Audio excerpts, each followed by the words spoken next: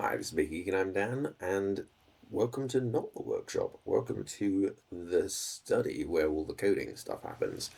I've done a lot of videos recently about the robot, building the robot, all the mechanical parts of the robot, etc., which is all very exciting, but there's a lot of work that happens at the desk to make all of that stuff work, and I thought it would be a good opportunity now to talk a little bit about the control theory that I have, or what I'm trying to get to.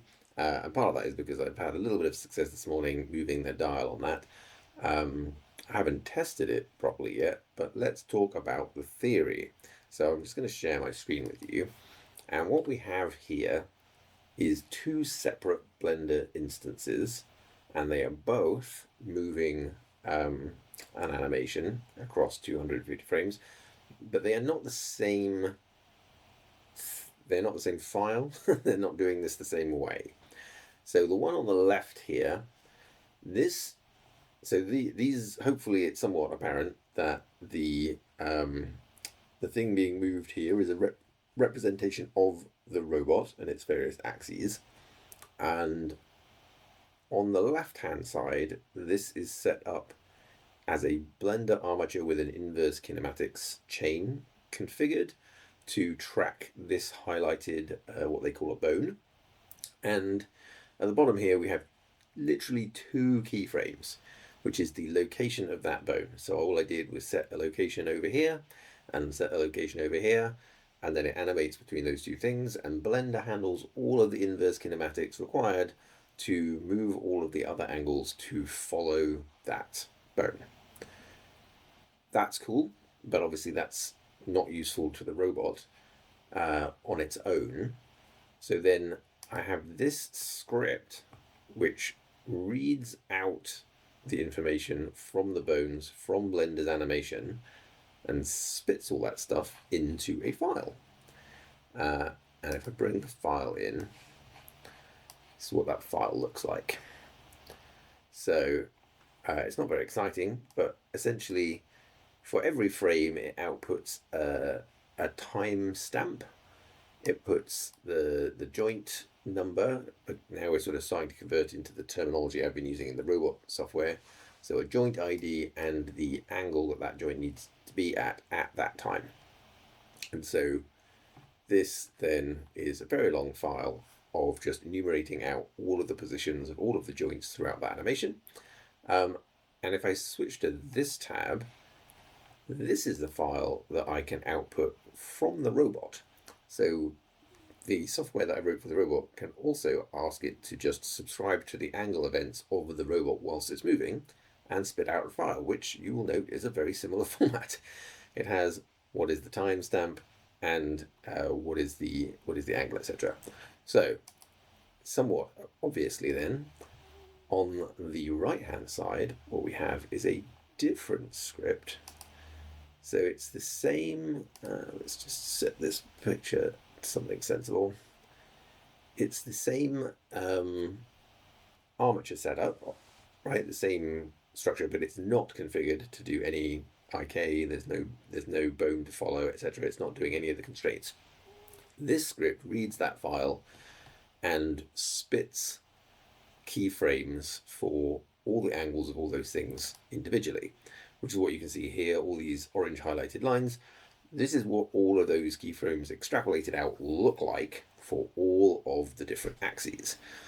So now we have the ability for this guy to replicate this. And what I'm hoping is that I can also take that file and play it back in the robot. So we have this kind of two-way ability that I could control the robot, potentially arbitrarily, and record its motions between points that I give it. But I could also then take that information and import it into Blender, and I can also create a path in Blender, export it, and play it in the robot. Why is all that important? Well, so this guy, I say at the moment he's just replicating this motion, which is just like a straight pan shot. This is actually the shot that I'm going to try and achieve later today. And I say try. Where this theory breaks down a little bit is that the robot's actual interpretation of those angles compared to the real world still needs some calibration and tweaking, and there's like backlash and stuff. So it's possible that it won't map this exactly, but we'll see that later. And this is like the shot that I have been after ridiculously is essentially just this ability to do a straight panning shot in addition to all the other kinds of shots I could take. This is the shot that I couldn't make with the previous version of the robot. So that being said, if I click on this view, at the moment the background of this camera is playing a video that I recorded on the robot, which does not match this motion at all, unsurprisingly. But if we come into here and we switch our input from one to the other, and I hit play, I reset all of the motion on this side to the motion recorded on the camera. And on this side I have some markers that I'm trying to use to help me judge what's going on. Now what you can see is that, like, right off the bat, these markers do not follow each other completely reliably. Let me just stop it from playing. It starts kind of in a place. So I've been fiddling around here, right? This is supposed to represent the wall. It's about the right distance from the robot as the real wall in the real place. And this is supposed to represent my head, and it's about the right distance, etc. So when we get to frame 0, I guess actually when I start to look up, right, so it's not quite in the right place, but you get the idea. In fact, let's just set this now. Grab C. Right, so this is where my head is in. Now, if the tracking was working perfectly, then I would be able to scroll through this, and that object would appear to stay in line with my head the whole time. And obviously that's not true. It swings off wildly to one side and then a bit low, and it ends up way too low. Now, why is that? That is because, as I mentioned, the real robot, it doesn't necessarily move the actual angles that are being reported in the file at the moment, and I need to fix that. There's a difference in the robot at the moment between the measurements that come off the real magnetic sensors and the measurements that are where the stepper controller thinks it should be based on the steps that it's made. That all needs to be lined up. And at the moment, when I record events, I'm recording the real angles off the magnetic sensors, but those things lag, which is why I'm not relying on that for the actual motion. So I need to line things up.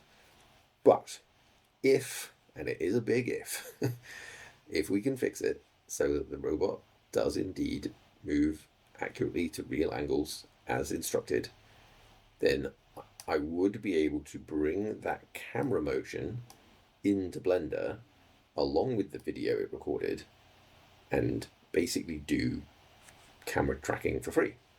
That's the theory, rather than having to try and do a weird computational thing where you have to make sure you've got enough tracking points and like clear things for the computer to latch on. I've always had a great deal of difficulty tracking camera moves. If I can get camera tracking for free, then I can start to add interesting visual elements in nicer ways. That's the whole theory. Now, I say this again because I know that it's not that easy. And as I discovered whilst I was playing around with this example, let's expand this a bit more. I can tweak a little bit in Blender once I've got it to account for those things, so I can kind of adjust the keyframes back again, like just like everything else. I end up with all these keyframes that I can mess with. If I pose, so if I select all the various angles, I just select all of these. I just want the bones that move, and that one. Right, so I get all of these keyframes and I can watch them move, and here you can see, I don't know if you can see, it does get some really jittery readings at the moment from the robot, and I think that's a time synchronization thing. Again, something I've fixed in the software. I haven't retested it yet. In the version that this ran, I was time stamping all of those angles at the point that I received them from MQTT on the server side, um, rather than when I published them from the joint.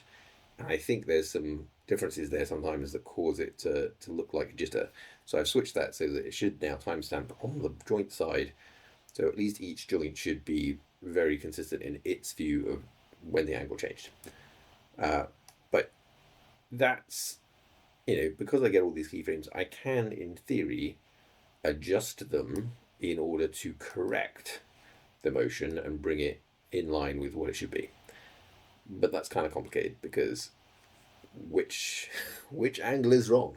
what exactly is not right here, and exactly what you have to change to make it work is non-obvious. So it's entirely possible that I will chase my tail for ages, getting something that is close, promisingly close, but not right.